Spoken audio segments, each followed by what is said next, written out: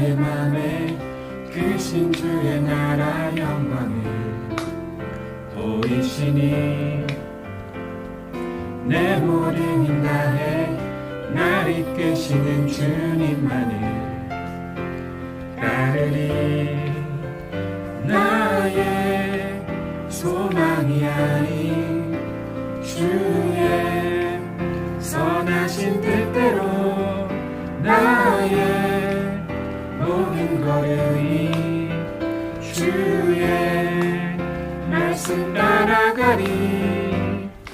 우리 가운데 임하시는 주의 나라 거룩한 주의 백성으로 부르셨네. 신실한 계획 우릴 통해 세워가시네. 기쁘게 가네. 부르시는 뜻을 따라 함께 하시네. 이끄시는 걸음마다 주께 드리니 주의 나라 이루시리라. 작은 나의 맘에 크신 주의 나라 영광을 보이시니 내 모든 힘 다해 날 이끄시는 주님만을 따르리. 나의 소망이 아닌 주의 선하신 뜻대로 나의 모든 걸음이 주의 말씀 따라가리. 우리 가운데 임하시는 주의 나라 거룩한 주의 백성으로 부르셨네. 신실한 계획 우릴 통해 세워가시네. 기쁘게 가네. 부르시는 뜻을 따라 함께 하시네. 이끄시는 걸음마다 주께 드리니 주의 나라 이루시리라. 우리 가운데 임하시는 주의 나라 거룩한 주의 백성으로 부르셨네. 신실한 계획 우릴 통해 세워가시네. 기쁘게 가네. 부르시는 뜻을 따라 함께 하시네. 이끄시는 걸음마다 주께 드리니 주의 나라 이루시리라. 우리 가운데 임하시는 주의 나라 거룩한 주의 백성으로 부르셨네. 신실한 계획 우릴 통해 세워가시네. 기쁘게 가네. 부르시는 뜻을 따라 함께 하시네. 이끄시는 걸음마다 주께 드리니 주의 나라 이루시리라. 주의 나라 이루시리라. 주의 나라 이루시리라.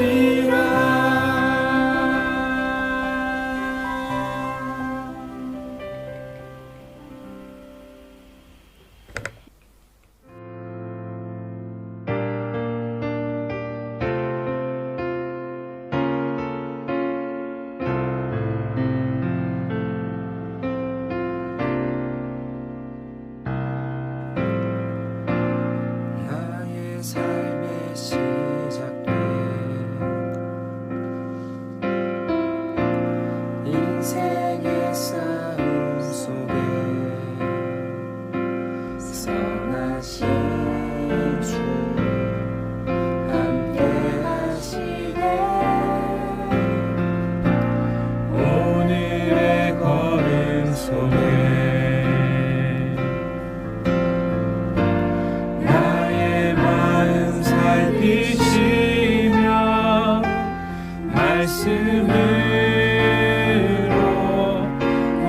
안에 임하소서. 주께 합당한 예배 드리리. 주의 이름 높이리라. 거룩하신 주님 앞에 다시 서리. 주의 길을 곧게 하라. 그와 평강의 노래 온 땅에 넘치도록.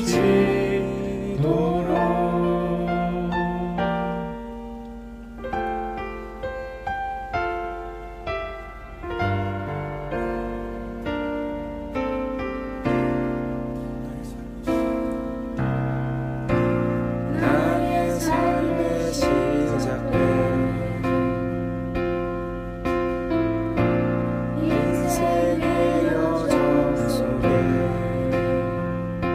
선하신 주 함께 하시네. 오늘의 시간 속에 의미와 기쁨 되시며 말씀으로 내 안에 임하소서. 주께 합당한 예배 드리리. 주의 이름 높이리라. 거룩하신 주님 앞에 다시 서리. 주의 길을 곧게 하라. 그와 평강의 노래 온 땅에 넘치도록. 주의 이름 높이리라. 거룩하신 주님 앞에 다시 서리. 주의 길을 곧게 하라. 그와 평강의 노래 온 땅에 넘치도록.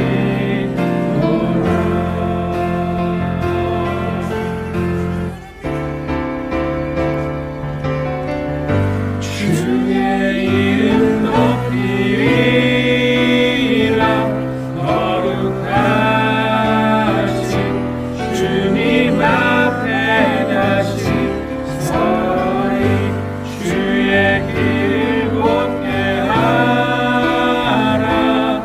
그와 평강의 노래 온 땅에 넘치도록. 주의 이름 높이리라. 거룩하신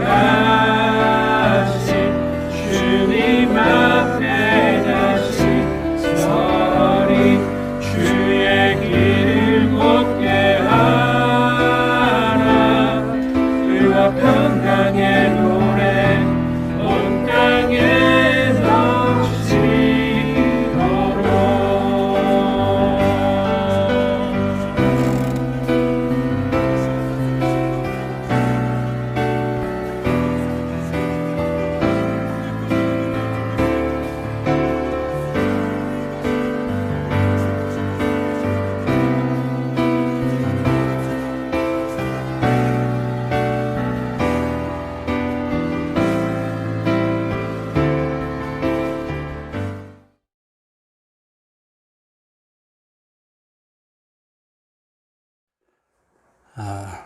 벌써 6월 첫째 주입니다.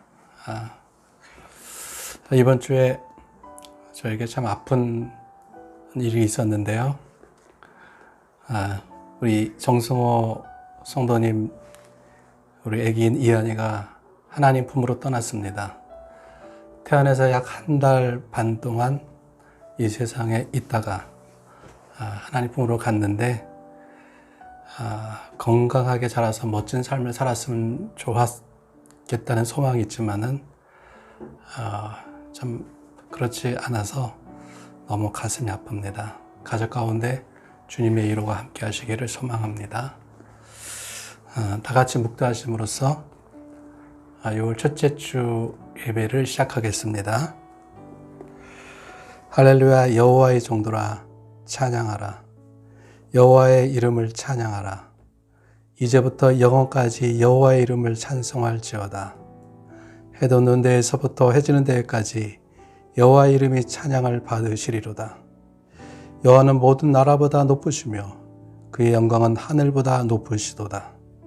여호와 우리 하나님과 같은 이가 누구리요? 높은 곳에 앉으셨으나 스스로 낮추사 천지를 살피시고 가난한 자를 먼지 더미에서 일으키시며 궁핍한 자를 거름더미에서 들어세워 지도자들 곧 그의 백성의 지도자들과 함께 세우시며 또 임신하지 못하던 여자를 집에 살게 하사 자녀들을 즐겁게 하는 어머니게 되게 하시는도다. 할렐루야. 다 같이 기도하시겠습니다. 하나님 아버지, 한 주간 저희를 각자의 삶 가운데 살게 하셨다가 이 시간에 다시 저희가 주님을 예배하고자 합니다.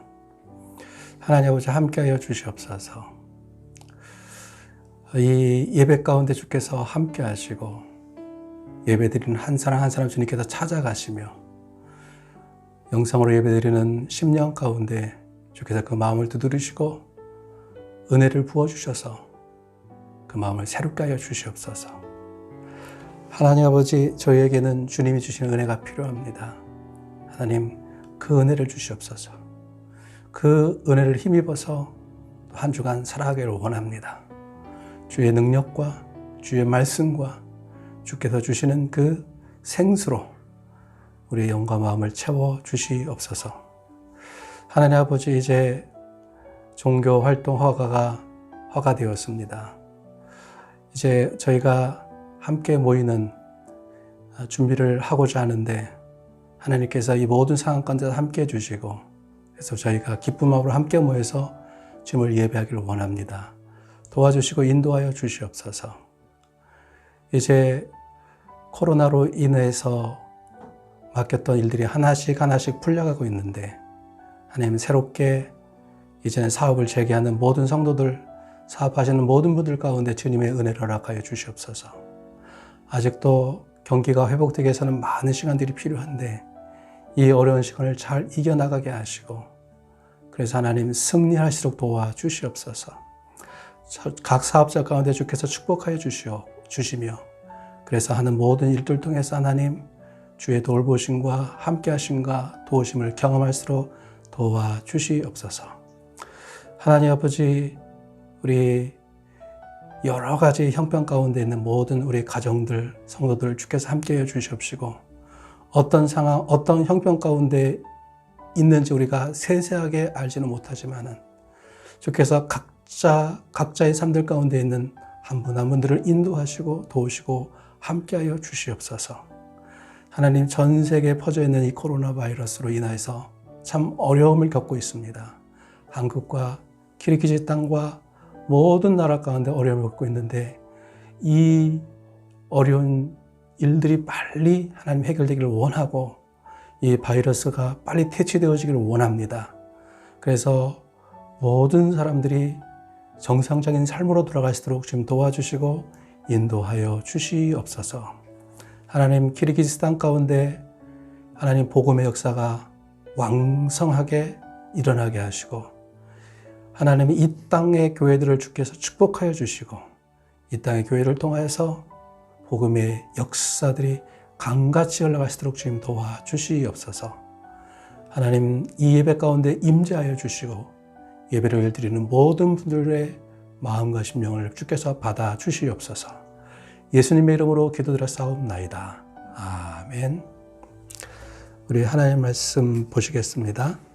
하나님 말씀은 디모데후서 1장 7절에서 8절 말씀입니다. 디모데후서 1장 7절에서 8절 말씀입니다. 제가 봉독해 드리겠습니다. 하나님이 우리에게 주신 것은 두려워하는 마음이 아니요 오직 능력과 사랑과 절제하는 마음이니 그러므로 너는 내가 우리 주를 증언함과 또는 주를 위하여 갇힌 자 된 나를 부끄러워하지 말고 오직 하나님의 능력을 따라 복음과 함께 고난을 받으라. 아멘. 저는 한국에서 1995년도에 교회를 개척해서 2008년도에 교회를 사임했습니다. 교회를 사임해야 할 때 제가 사임해야 한다는 것을 알았습니다. 첫째는 많이 지쳐 있었습니다. 둘째는 제가 다시 하나님 앞에서 준비하는 시간을 가져야 한다는 것을 알았습니다. 제 안에 더 이상 성도들에게 퍼줄 말씀이 없었어요. 제 안에서 나올 것이 없었던 것이죠. 저도 그렇고 성도들도 영적으로 메말라감을 느꼈습니다. 그래서 목회를 내려놓아야 한다는 것을 알았어요. 그런데 쉽게 내려놓지 못했습니다. 솔직히 말해서 두려웠어요. 40대 초반의 나이에 교회를 내려놓고 아무것도 기약할 수 없는 곳으로 나간다는 것이 쉬운 일이 아니었습니다. 아내와 아이들을 데리고 우리 가정을 어떻게 살아갈까? 누가 우리에게 월급을 주는 것도 아닙니다. 하나님은 과연 우리 가정을 돌보실까? 광야의 이스라엘 백성을 먹이시고 이쁘시고 인도하셨던 하나님이 정말 나와 우리 가정을 이쁘시고 먹으시고 돌보실까? 하나님은 광야에서 이스라엘 백성들을 먹이셨지요. 이 말씀들을 평상시에 대할 때는 어떤 의미에서는 제3자의 입장이었습니다. 이제는 나의 상황이 광야의 이스라엘 백성같이 된 거예요. 과연 하나님은 나와 나의 가정을 책임지실까? 앞으로 몇 년의 시간이 될지는 모르지만 월급 없이 살아가야 하는 것입니다. 두려웠어요. 그것도 나 혼자만 걷는 길이 아닙니다. 아내와 자식들이 같이 가야 하는 거예요. 가장으로서의 책임감이 있지 않습니까? 그래서 내려놓는 것을 주저했고 내려놓고 떠날 때 두려웠습니다. 동생이 SK그룹에서 일하고 있습니다. 동생이 속해 있는 회사에서 한 번은 구조조정을 한 적이 있었습니다. 많은 사람들이 구조조정을 당하게 되었어요. 구조조정 당하는 사람들이 회사로부터 통보를 받습니다. 그렇게 얘기를 해요. 어떤 사람들은 눈물을 흘리며 옵니다. 어떤 분들은 고통스럽게 내가 왜 해직당해야 하냐고 말하는 거예요. 왜 그렇게 고통스러워했을까? 앞으로 어떻게 살아가야 하나? 어떻게 가정들을 책임지고 돌볼까? 자녀들을 어떻게 교육시킬까? 앞날에 대한 두려움이 그분들의 마음을 사로잡았던 것이죠. 코로나19로 인해서 전 세계가 혼란 가운데 있습니다. 동시에 저희들의 삶도 뒤엉켜 버렸습니다. 저 자신만 해도 그렇습니다. 종교인 등록 문제로 인해서 한 달 동안 한국에 나왔습니다.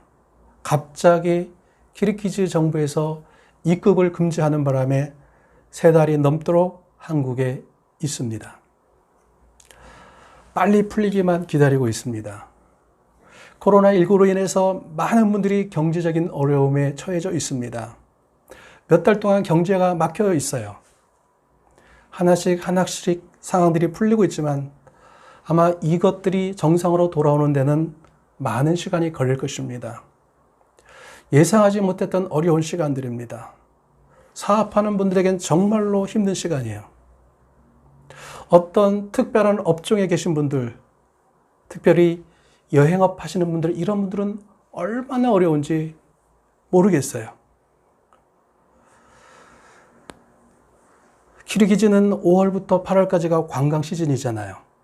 이때 벌어서 1년을 살아야 되는데 지금 상황이면은요, 1년 장사 다 날아갔어요. 내년 여름까지 기다려야 하는 것이잖아요. 정말로 어렵습니다. 이때 저희 성도님들을 생각해 봅니다. 우리 성도님들 참 열심히 살아오셨습니다. 우리 남자 성도님들 계십니다. 남편이자 아버지입니다. 가정을 지켜나가고 자녀들을 교육시키고 경제적 책임을 감당하는 그 일에 대한 그 짐을 두 어깨에 짊어지고 있어요. 사업이 힘들어질 때, 특별히 어려운 이때 마음속에 어찌 두려운 마음이 없겠습니까? 어떻게 가족을 지킬 수 있을까? 과연 자녀들 끝까지 기억시킬 수 있을까? 이런 마음이 짓누를 때가 많이 있을 거예요. 우리가 이 시간에 영상으로 예배하고 있지만은 우리 남자 성도님들을 위해서 박수를 보냈으면 좋겠습니다. 여보, 아빠 수고하셨습니다. 감사합니다. 고백했으면 좋겠습니다. 우리 좀 박수 쳐줄까요? 우리 여자 성도님들이 계십니다. 아내이자 어머니들입니다. 특별히 요즘에는 여자분들도 일을 하시는 분들이 많습니다. 어떤 분들은 일도 하시고 가정일도 하시고 자녀들 학업까지 신경 써야만 합니다. 일을 하지 않는 분들도 이국 땅에서 가족을 돌보고 자녀들 학업까지 신경 써서 하는 일들이 결코 쉬운 일이 아닙니다. 우리 이 시간에 여보, 엄마 수고하셨습니다. 좀 이 시간에 같이 좀 옆에 같이 있으면 좀 고백했으면 좋겠습니다. 우리 학생들이 있습니다. 지금 수업이 정상적으로 이루어지지 않고 있습니다. 다들 온라인으로 수업합니다. 불안합니다. 사회가 디지털 시대가 되고 IT 기술이 발전할수록 일자리는 점점 적어질 수밖에 없어요. 열심히 공부하지만은 취업 걱정이 따라다닐 수밖에 없습니다. 그렇기 때문에 앞날에 대한 두려움이 있습니다. 우리 학생들에게, 우리 자녀들에게 이렇게 얘기했으면 좋겠습니다. 그동안 수고했다. 열심히 해왔다. 하나님이 함께 하실 것이다. 자녀들에게 격려의 박수를 보냈으면 좋겠습니다. 우리는 이 땅에 발을 붙이고 살고 있습니다. 이 땅에 살고 있는 동안 우리를 향해서 계속해서 많은 일들이 다가올 것입니다. 때문에 우리는 두려움에 사로잡힐 수밖에 없는 상황에 계속해서 놓이게 됩니다. 저희가 오늘 읽을 디모데서의 디모데도 그런 상황 가운데 놓여 있었습니다. 본문 1장 7절은 이렇게 말씀합니다. 하나님이 우리에게 주시는 것은 두려워하는 마음이 아니요 오직 능력과 사랑과 절제하는 마음이니. 바울은 디모데에게 이렇게 말씀하고 있습니다. 하나님이 우리에게 주시는 것은 두려워하는 마음이 아니다. 이 말씀을 통해서 알 수 있는 것이 있어요. 지금 디모데가 심히 두려워하고 있다는 거예요. 왜 디모데가 두려워할 수밖에 없는 상황에 있었는가? 디모데가 어떤 상황 가운데 놓여 있었는가? 우리가 이것을 보기를 원합니다. 디모데후서는 바울이 보낸 13권의 바울 서신서 중에서 마지막 서신입니다. 본문 8절에 보면 이런 말씀이 있어요. 주를 위하여 갇힌 자 된 나를 부끄러워하지 말고라고 말씀해요. 여기서 알 수 있는 것이 있습니다. 아, 바울이 갇혀 있구나. 바울이 감옥에 있구나 라는 것을 알 수가 있습니다. 그러면 디모데후서를 쓸 때 바울이 언제 어디에 갇혀 있었는가? 사도행전에 보면 바울이 4번 감옥에 갇혀 있었음을 보게 됩니다. 한 번은 빌립보에, 한 번은 예루살렘에서, 한 번은 가리사랴에서 마지막으로 로마에 갇혀 있게 됩니다. 바울이 로마에 갇혀 있었던 것은 AD 60년에서 62년으로 약 2년 동안 갇혀 있었습니다. 이때 바울이 로마 감옥에 갇혀 있을 때 보낸 편지가 에베소서, 빌립보서, 골로새서, 빌레몬서입니다. 옥중 서신이라고 하죠. 이 서신들에 보면 이런 표현들이 있습니다. 빌립보서 2장 24절에 보면 나도 속히 가게 될 것을 주 안에서 확신하노라. 빌레몬서 1장 22절에 보면은요, 오직 너는 나를 위하여 숙소를 마련하라. 너희 기도로 내가 너희에게 나아갈 수 있기를 바라노라. 여기서 보면은요, 바울이 자신이 감옥에서 풀려날 것을 확신하고 있는 것을 보게 됩니다. 내가 너에게 가게 될 것을 확신해. 풀려나면 너희를 방문하게 될 거야. 그것을 원해. 나를 위해서 숙소를 예비해 둬. 이렇게 말씀하세요. 바울은 자신이 풀려날 것을 확신하고 있는 것이죠. 바울이 이때 로마에까지 가서 갇히게 된 것은 유대인들이 고소를 했기 때문입니다. 바울은 로마 시민권자입니다. 당시 로마 시민권자에게는 여러 가지 특권이 있었는데 그 중에 하나가 황제에게 재판을 항소할 수 있는 것이었어요. 그래서 예루살렘에서 붙잡힌 바울은 가이사랴를 거쳐서 로마에까지 제수로 오게 됐습니다. 이렇게 2년 동안 갇혀 있는 동안에 4편의 서신을 보내게 된 것이죠. 그런데 당시 로마법에 의하면요, 재판이 진행되기 위해서는 고소한 원고가 재판에 출석해야 하는데 그 기간이 2년이었어요. 그 기간 동안에 원고가 출석하지 않으면 그 재판이 무효가 되는 거예요. 아마도 바울을 고소한 유대인들이 법정에 출석하지 않았던 것 같습니다. 그러면 자연적으로 풀려나게 되는데 바울은 그런 상황을 알고 있었기 때문에 자신이 재판에서 풀려날 것을 확신하고 있었던 것이죠. 이때가 바울의 1차 로마 투옥입니다. 그런데 디모데후서에 보면은 바울이 감옥에 갇혀 있는데 분위기가 틀린 것을 보게 돼요. 디모데후서 4장 6절 7절에 보면 이렇게 말씀하고 있죠. 전제와 같이 내가 벌써 부어지고 나의 떠날 시각이 가까웠도다. 나는 선한 싸움을 싸우고 나의 달려갈 길을 마치고 믿음을 지켰으니 라고 말씀해요. 나의 떠날 시간이 가까웠다고 말씀합니다. 나는 선한 싸움을 싸우고 달려갈 길을 마쳤다고 말씀해요. 자신의 복음의 여정을 마쳤다고 말씀합니다. 바울은 자신이 자기의 인생의 마지막에 와 있는 것을 알고 있습니다.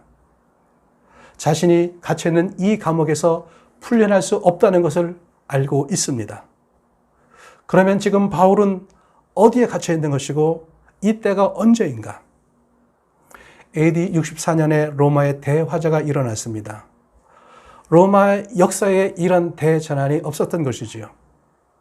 이 일에 대한 희생양으로 황제가 범인으로 기독교인들을 지목합니다.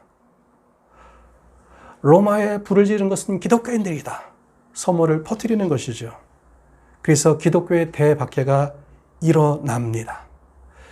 기독교인들이 잡혀가서 경기장에서 굶주린 사자들의 밥이 되고 십자가에 매달아 죽고 불을 질려서 화양시켜버리고 아이들은 짐승 가죽을 씌워서 들개들의 공격을 받게 해서 죽게 했습니다. 이때 주님의 제자였던 베드로가 십자가에 거꾸로 매달려 순교했습니다. 바울도 이때 사로잡혀 로마의 감옥에 투옥되게 됩니다. 사도 바울의 두 번째 로마 투옥인 것이죠. 바울은 이때 알고 있었어요. 여기서 살아나갈 수 없다는 것을요.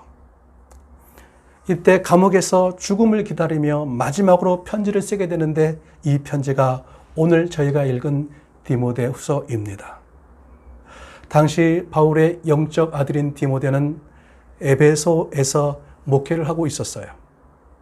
이때 디모데의 마음이 어떠했을까? 당시 에베소에는 박해가 있지 않았습니다. 그러나 로마에서 박해를 당하고 있는 성도들의 이야기가 계속해서 들려오고 있습니다. 로마에서 박해를 당하며 죽어가는 로마 교회 성도들, 이들을 디모데가 잘 알고 있었을까요? 잘 알고 있습니다. 골로새서에 보면 바울이 첫 번째로 로마 감옥에 갇혔을 때 바울과 함께 있었던 사람들의 명단이 나오고 있습니다. 그 중에 한 사람이 디모데입니다. 디모데는 최소한 2년 동안 로마에 있었어요. 로마의 성도들이 누군지 너무나도 잘 알고 있습니다. 디모데에게 이런 일들이 있었을 거예요. 어느 날 로마에서 박해를 피해서 에베소로 도망온 사람이 디모데를 찾아왔어요. 그가 로마의 소식을 들려줍니다. 디모데와 친하게 지냈던 디오빌로라는 장로님이 계시다고 생각해 보십시다. 그 사람이 소식을 전해줘요. 그 장로님이 잡혀가서 사자밥이 되었다는 이야기를 들려주는 거예요. 그리고 디모데와 로마에서 친하게 지냈던 몇 분의 집사님들에 대한 이야기를 해줍니다. 그분들이 다 잡혀가서 십자가에 달려 죽었다는 이야기를 들려줍니다. 이 얘기를 들었을 때 디모데가 얼마나 충격이 심했을까요? 얼마 후에 로마에서 도망한 또 다른 분이 디모데에게 소식을 전해줍니다. 디모데가 가끔씩 로마에 있을 때 가서 설교를 했던 가정교회에 대한 소식을 들려줘요. 그 교회와 디모데의 관계는요, 사랑하는 관계고요. 서로 위해서 중보해주는 관계입니다. 영적으로 위탁된 관계예요. 그 교회를 로마 군인들이 덮쳐서 성도들을 다 잡아갔다는 소식을 들려줍니다. 그리고 그들 모두가 몸에 기름을 뒤집어 쓰고 화형당해 죽었다는 소식을 들려주는 거예요. 그 얘기를 들었을 때 디모데의 마음이 어땠을까요? 무너지는 것이죠. 주님 옆에 나가서 주님께 이렇게 기도할 수밖에 없는 것이죠. 주님, 어떻게 이럴 수가 있겠습니까? 그렇게 기도하지 않았을까요? 이런 일들이 있었을 것 같아요. 거기다 자신의 영적 아버지인 바울이 잡혀서 투옥되었습니다. 이제는 사형을 당할 날을 기다리고 있습니다. 디모데에게 바울은 얼마나 든든한 사람입니까? 신앙생활을 시작할 때부터 바울은 그의 인도자였고 조언자였고 스승이자 영적 아버지였습니다. 언제든지 기댈 수 있고 의지할 수 있는 멘토였습니다. 그러한 바울이 이제 세상을 떠나려 합니다. 로마에서 들려온 그 모든 소식이 디모데의 마음을 짓눌렀을 것입니다. 거기다가 디모데가 목회하고 있는 에베소라는 도시는 보통 도시가 아니에요. 거대한 로마 제국에서 로마와 알렉산드리아와 안디옥 다음으로 큰 로마에서 네 번째로 큰 도시였어요. 에베소는요, 대도시였을 뿐만 아니라 한마디로 끝내주는 도시였습니다. 오늘날 사람들이 쇼핑을 하고 싶다. 그러면 어디를 생각합니까? 프랑스의 파리나 미국의 뉴욕을 생각합니다. 에베소가 그랬어요. 당시 로마 제국에 살고 있던 사람들의 소망 중에 하나가 에베소에 있는 시장에 가서 쇼핑을 하는 거예요. 전 세계의 진귀한 물품들이 모여드는 곳입니다. 디모데가 살던 시대보다 1세기 전에 살았던 이집트의 여왕 클레오파트라와 로마의 안토니우스가 아시아에 들릴 때는 에베소의 시장에 들려서 쇼핑을 했다고 합니다. 그만큼 유명한 곳이에요. 뿐만 아니라 전 세계의 종교, 사상, 철학, 인종이 모여드는 곳이 에베소입니다. 에베소라는 도시에서 목회한다. 그 자체가 사람을 짓누르는 거예요. 거기에다가 디모데는 젊습니다. 나이가 좀 들어있으면은요, 그냥 먹고 들어가는 것이 있습니다. 나이 드신 분이 좀 잘못해도요, 뭘 하기 그렇잖아요. 근데 젊은 게 약점이에요. 거기다가 디모데전서 5장 23절에 보면 이런 말씀이 있습니다. 이제부터는 물만 마시지 말고 내 위장과 자주 나는 병을 이와여서는 포도들을 조금씩 쓰라. 바울이 디모데의 몸을 걱정하면서 얘기하고 있는 것이죠. 디모데의 몸이 좋지 않았던 것이에요. 내 위장과 자주 나는 병을 위하여 포도주를 쓰라고 권면하고 있는 것을 보게 됩니다. 이 당시의 디모데를 잠깐 생각해 보았으면 합니다. 로마에서 들려오는 소식은요, 너무나도 고통스러운 소식들이에요. 마음으로 받아들이기 힘든 소식들입니다. 자신이 목회하는 에베소라는 도시는 목회하기가 너무 힘든 지역이에요. 거기다가 디모데는 젊고요, 몸도 좋지 않아요. 그리고 자신의 영적인 아버지이자 멘토인 바울은 이제 죽음을 앞두고 있습니다. 이러한 상황에서 에베소 교회를 섬기며 주님이 맡기신 양들을 돌보아야만 하는 거예요. 이 모든 상황이 디모데를 짓눌렀을 것입니다. 당연히 두려운 마음이 디모데의 마음에 자리 잡았겠죠. 이런 디모데를 향해서 바울은 편지로 권면하고 있습니다. 하나님이 우리에게 주시는 것은 두려워하는 마음이 아니다. 그분이 주시는 것은 사랑과 능력과 절제하는 마음이다 라고 말씀합니다. 무슨 말씀입니까? 우리는 두려움에 사로잡힐 수 있어요. 그런데 그 두려움을 이기는 길은 하나님 안에 있다. 하나님이 우리 마음에 주시는 것,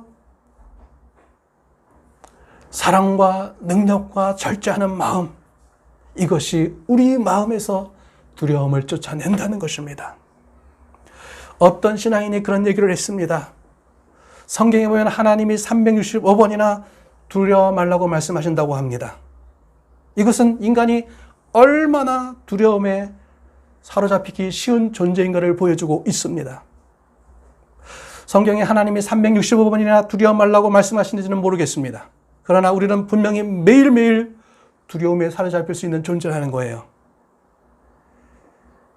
매일매일 두려움에 사로잡힐 수밖에 없는 우리에게 하나님은 내가 있으니까 두려워 말라고 매일매일 말씀하시는 분이라는 것입니다.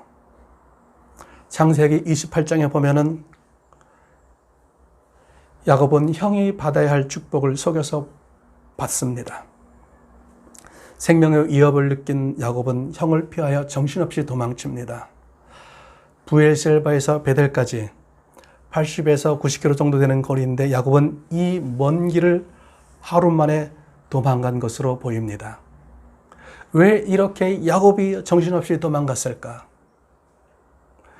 이삭은 아들 야곱과 에서를 낳기 전에 하나님으로부터 이런 말씀을 들었습니다. 내 아내의 뱃속에 두 민족이 있는데 큰 자가 작은 자를 섬길 것이다 라는 말씀을 듣습니다. 이삭이 하나님으로부터 받은 말씀은 에서가 아니라 야곱이 큰 자가 될 것이라는 약속이었습니다. 그런데 실제 이삭의 삶 속에서 두 아들을 대하는 모습이 틀렸습니다. 이삭의 관심은 에서였어요. 에서를 신뢰했고 에서를 축복하고자 했고 에서를 가문을 이어갈 사람으로 생각했습니다. 왜 그랬을까?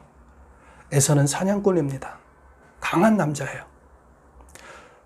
그만큼 에서는 오락부락했고 힘있고 싸움과 사냥에 능한 사람이었습니다.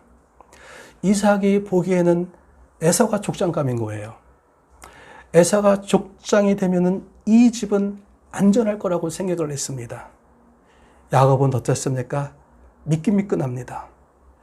야곱이 이 집안의 족장이 되면은 다른 부족에게 잡혀먹을 것 같습니다. 그러한 판단이 이삭에게 든 것이죠. 하나님은 야곱이라고 말씀하셨는데 이삭은 말씀과 상관없이 에서를 세우려고 한 것입니다. 이러한 상황에서 성장한 야곱은 속여서 형에게 갈 축복을 빼앗습니다. 그리고 도망갑니다. 정신없이 도망갑니다. 왜 그렇게 정신없이 도망갔을까? 에서에게 잡히면 야곱은 죽는 거예요. 거기다가 야곱의 형 에서의 직업이 무엇입니까? 사냥꾼이에요. 산을 잘 타는 사람이에요. 사냥꾼이라는 직업 자체가 짐승을 쫓는 것이고 달리는 데 능한 사람이에요. 에서가 작정하고 자신을 잡으러 쫓아온다면 얼마나 빨리 쫓아오겠습니까? 야곱은 그 먼 거리를 정신없이 달려 도망합니다. 두려움에 사로잡혀 정신없이 도망갑니다. 정신없이 도망하여서 베델에 도착하여 쓰러져 잠자는 야곱에게 하나님이 나타나서 만나 주십니다. 그리고 말씀하시는 것이죠. 내가 너와 함께 있어. 내가 어디로 가든지 너를 지키겠다. 말씀하십니다. 하나님의 말씀이 두려움을 쫓아내는 것입니다. 아침에 일어난 야곱은 그곳을 베델, 하나님의 집이라고 부릅니다. 우리 인생이 어찌할 바를 모르며 두려움에 사로잡혀 있는 그때 하나님은 우리를 만나 주시는 분이십니다. 우리는 그분의 자녀이고 그분의 백성이기 때문입니다. 성도 여러분, 오늘 불안의 시대를 살고 있는 우리에게 주님께서 이 말씀을 주신다고 믿습니다. 내가 너와 함께 할 것이다. 내가 있으니까 두려워하지 마. 주님의 이 말씀을 저희가 마음으로 들었으면 좋겠습니다. 말씀을 정리하고자 합니다. 본문은 말씀하고 있죠. 하나님이 우리에게 주시는 것은 두려워하는 마음이 아니요 오직 능력과 사랑과 절제하는 마음이니 그러므로 너는 내가 우리 주를 증언함과 또는 주를 위해 갇힌 자 된 나를 부러워하지 말고 오직 하나님의 능력을 따라 복음과 함께 고난을 받으라. 하나님이 우리에게 주시는 것은 두려워하는 마음이 아니요 사랑과 능력과 절제하는 마음이니 너는 하나님의 능력을 따라 복음과 함께 고난을 받으라고 말씀합니다. 이것이 바로 디모데의 삶이었습니다. 기독교 전승에 의하면 AD 81년에 이런 일이 일어납니다. 에베소에는 매년 5월에 에베소의 아데미 여신을 위한 축제가 열립니다. 그 축제에는 당시 에베소에 있었던 고대의 7대 불가사의 중에 하나인 아데미 신전에서 여신상을 내어와 에베소 시내를 행진합니다. 여신의 행진이 끝나면 사람들이 춤추며 술 취하며 축제를 벌입니다. 그때 디모데가 담대히 그들을 막아섰다고 합니다. 여러분, 아데미는 우상입니다. 오직 그리스도만이 참된 구원이시고 참된 하나님이십니다. 디모데는 그들 앞에서 외쳤다고 합니다. 이때 디모데는 성난 군중에 의해서 몰매를 맞고 순교를 했다고 합니다. 코로나19로 인해서 어려운 가운데 있는 성도 여러분, 두려움이 우리를 사로잡는 이때에 오늘 말씀을 다시 한번 되새겨 보기를 원합니다. 하나님이 우리에게 주시는 것은 두려워하는 마음이 아닙니다. 지금 내 마음 가운데 두려워하는 마음이 있습니까? 두려워하는 마음이 가득합니까? 그렇다면 나는 지금 하나님이 주시는 것이 아닌 다른 것으로 내 마음을 채우고 있는 것입니다. 이 시간에 하나님 앞에 나가지 않겠습니까? 그분이 주시는 마음, 그분이 주시는 사랑과 능력과 근신하는 마음으로 우리의 마음을 채우기를 원합니다. 우리 함께 기도하시겠습니다. 우리 이 시간에 하나님 앞에 잠잠히 나아가겠습니다. 지금 내 마음 가운데 어떤 마음으로 내 마음이 채워져 있습니까? 불안, 염려, 두려움, 이것들이 내 마음을 채우고 있습니까? 이것들은 하나님으로부터 온 것이 아닙니다. 이것들은 세상으로부터 온 것이고 환경으로부터 온 것입니다. 우리는 연약한 인간이기 때문에 계속해서 세상의 여러 가지 상황으로부터 오는 감정과 정서들이 우리 마음을 사로잡을 때가 많습니다. 그러나 성도는 그때 하나님 앞에 나아가서 하나님이 주시는 마음으로 자기의 마음을 채워야 하는 것이죠. 오늘 바울은 디모데에게 그것을 권면하고 있는 것입니다. 디모데의 상황은 두려워할 수밖에 없는 상황이었습니다. 너무나도 전, 후, 자, 우 모든 부분들이 애워쌈을 타고 있는 그때였습니다. 그때 바울은 디모데를 향해서 권면하고 있습니다. 하나님이 주시는 것은 두려워하는 마음이 아니다. 사랑과 능력과 근신하는 마음이다.